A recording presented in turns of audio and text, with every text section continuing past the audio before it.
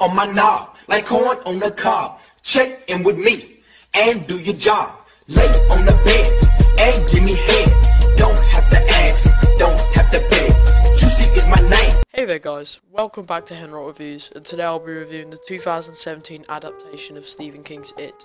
This being the second attempt to bring it to the film screen, I had a lot to live up to, and I have to say, it wasn't a disappointment. So in case you didn't know, this isn't the original It adaptation, as there was a two-part miniseries made in 1990, which wasn't too bad itself. Pennywise was played by Tim Curry, and they even had Seth Green on the cast for one of the kids, so it was okay, but it doesn't really live up to the new adaptations. Now, the 2017 version was released 27 years after the original, which is a clever little reference as Pennywise the villain in this movie rests for 27 years between feedings. So let's get into it. The film was set in the town of Derry in America in the mid-80s. Derry seems like a normal enough quiet place, but it harbors a very dark secret. It's secretly home to an evil entity referred to as It, who preys on children, scaring them before eating them. This monster takes on the forms of your worst nightmares, scaring you, then kidnapping you. He takes on many shapes throughout the movie, terrifying the protagonists of this film, but his favourite form is that of Pennywise, a freaky as hell dancing clown. Our main characters are Bill, Beverly, Ben, Richie, Mike, Stanley and Eddie.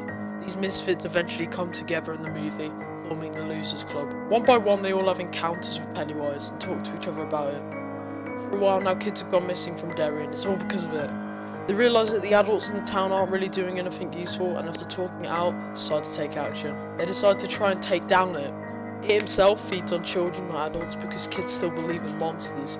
That way he can scare them, as according to him, they taste so much better when they're afraid.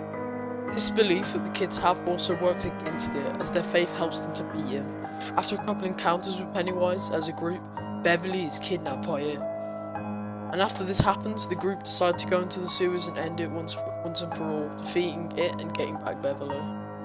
After finding Beverly, they have a final battle with Pennywise and win, saving the town. But then we get a final shot of him slinking further into the depths of the sewers after he's defeated. The Losers Club has won, and the movie ends on a high note as they celebrate their victory.